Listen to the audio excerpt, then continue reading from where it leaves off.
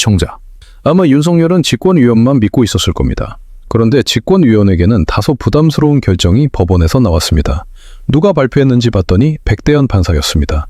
법원이 2026년 1월 16일 윤석열의 특수공무집행 방해 등 체포방해 사건 1심 선고를 텔레비전으로 생중계하도록 허가했다는 것은 그냥 방송 한번 편하게 보라는 취지의 결정이 아닙니다.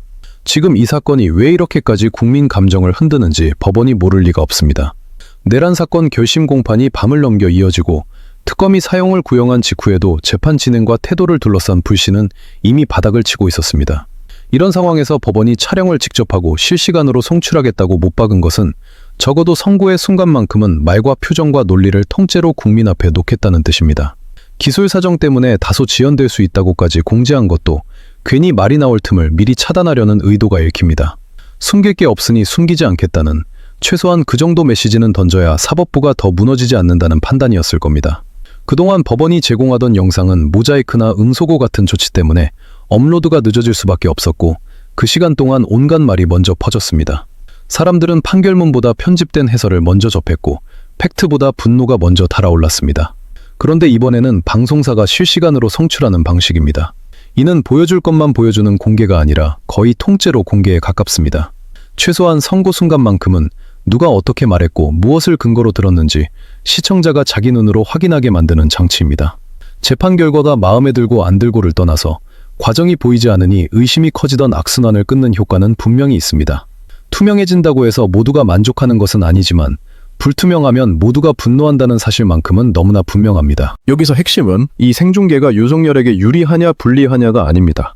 국민이 불안해하는 지점은 늘 같았습니다. 큰 사건에서 절차가 납득되지 않으면 결론은 아무 의미가 없어집니다. 법원이 공정했다고 말하는 것만으로는 부족하고 공정하게 보이도록 만들 책임이 법원에 생겼다는 뜻입니다. 특히 윤석열 재판은 나라의 기준을 다시 세우는 재판입니다.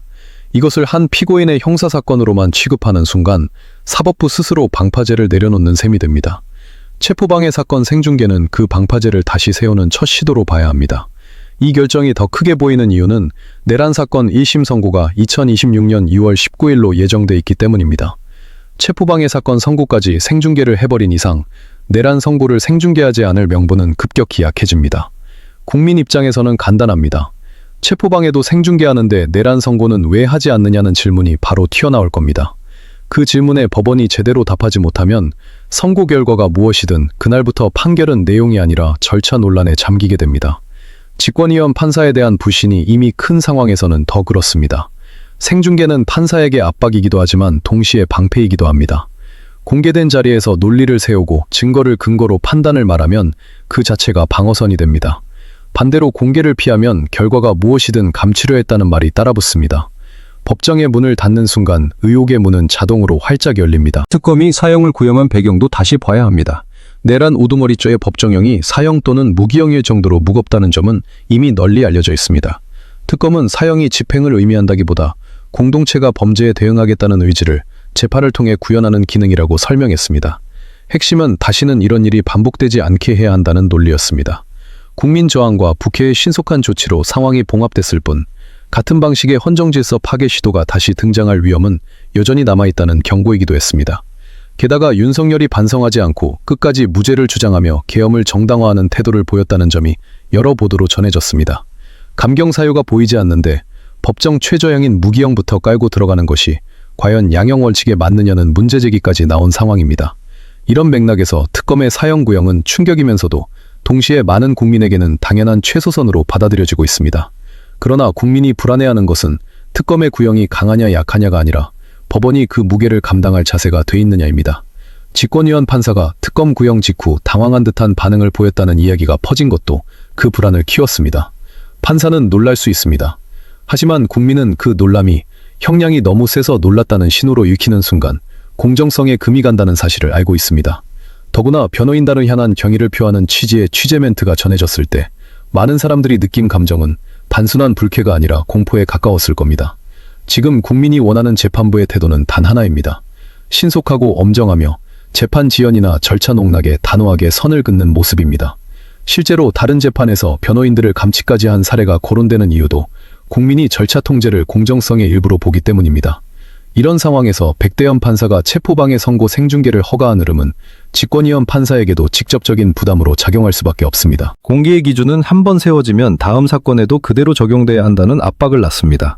특히 내란 선고는 국가의 헌정 질서와 민주주의를 어떻게 정의하느냐의 문제입니다. 선고가 국민 눈앞에서 진행되는 것과 나중에 편집된 영상이나 요약 기사로 전달되는 것은 전혀 다른 차원의 일입니다. 생중계가 되면 판결은 즉시 검증을 낳습니다. 문장 하나, 표현 하나, 인정한 사실과 배척한 주장 하나가 실시간으로 쌓입니다.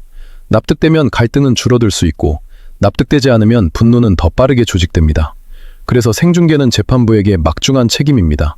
동시에 그 책임을 회피하면 더 큰 의심이 재판부를 덮칩니다. 정치권의 태도 역시 이 흐름 속에서 더 선명해질 겁니다. 팔당했으니 무관하다는 식의 침묵은 단절이 아니라 눈치 보기로 읽히기 쉽습니다. 반대로 메시지를 내는 쪽과의 대비는 시간이 갈수록 커질 수밖에 없습니다. 결국 정치가 해결하지 못한 책임의 공백을 법원이 메우는 모양새가 됩니다. 그래서 법원의 공개 결정은 더욱 중요해집니다. 사형 집행 가능성이 낮다는 현실도 법원의 책임을 줄여주지는 않습니다. 오히려 판결이 남기는 의미는 더 커집니다. 이 사건에서 법원이 남기는 문장과 논리는 앞으로 계엄을 장난처럼 꺼내려는 권력자들에게 가장 무서운 금지선이 돼야 합니다. 몇 시간 만에 해제됐으니 괜찮다는 말이 통하지 않는다는 것을 판결로 분명히 보여줘야 합니다. 헌정질서 파괴는 결과가 아니라 시도 자체로 공동체를 흔드는 범죄입니다. 국민이 몸으로 막아서 실패했기 때문에 가벼워지는 것이 아니라 국민이 몸으로 막아야 했다는 사실 때문에 더 무거워지는 범죄입니다. 이 상식을 판결이 외면하는 순간 재판은 법정안이 아니라 거리와 화면 밖에서 다시 열리게 됩니다. 내일 체포방해 사건 선고 생중계는 결국 하나를 시험합니다. 법원이 보여주는 재판으로 신뢰를 회복할 의지가 있는지, 그리고 그 기준을 내란 선고까지 일관되게 적용할 용기가 있는지입니다. 체포 방해 선고를 국민 앞에 세워놓고 내란 선고를 닫힌 문 뒤로 돌려버린다면 그것은 기술의 문제가 아니라 의지의 문제로 읽힐 겁니다. 지금 국민이 요구하는 것은 편을 들어달라는 것이 아닙니다. 납득 가능한 절차와 납득 가능한 논리, 그리고 납득 가능한 태도입니다. 그것이 없으면 판결은 판결로 남지 못합니다. 어떤 형량이든 결론이 버티려면 과정이 먼저 버텨야 합니다. 그래서 내일의 화면은 한 사건의 생중계가 아니라 법원이 국민을 설득할 마지막 방식 가운데 하나가 될 가능성이 큽니다. 결론은 간단합니다. 체포방해 사건 생중계는 특별한 배려가 아니라 당연한 책무에 가깝습니다. 그 기준은 내란 선고에도 똑같이 적용돼야 합니다. 직권위원 판사가 그 부담을 느끼는 것이 정상입니다. 국민 눈앞에서 판결하라는 요구는 판사를 괴롭히려는 것이 아니라 판결의 권위를 지키기 위한 요구입니다. 만약 이 흐름을 뒤집어 상식 밖으로 유리한 선고를 내리거나 절차를 의심받게 만드는 방식으로 결론을 낸다면 그것은 한 사람의 형량 문제가 아니라 사법부가 국민과 대립각을 세우는 신호로 받아들여질 수밖에 없습니다. 법정이 국민을 설득하지 못하면 국민은 법정을 더 이상 믿지 않습니다. 지금은 그 선을 넘을 때가 아닙니다. 공개하고 엄정하게 판단하고 논리로 설득해야 합니다. 그것이 국가가 다시는 같은 구덩이에 빠지지 않는 길입니다. 오늘 내용은 여기까지입니다. 유익하셨다면 구독과 좋아요로 영상 제작에 힘을 보태주시기 바랍니다. 여러분들 이 사안을 어떻게 생각하십니까? 여러분들의 견해를 댓글로 많이 남겨주시기 바랍니다. 감사합니다.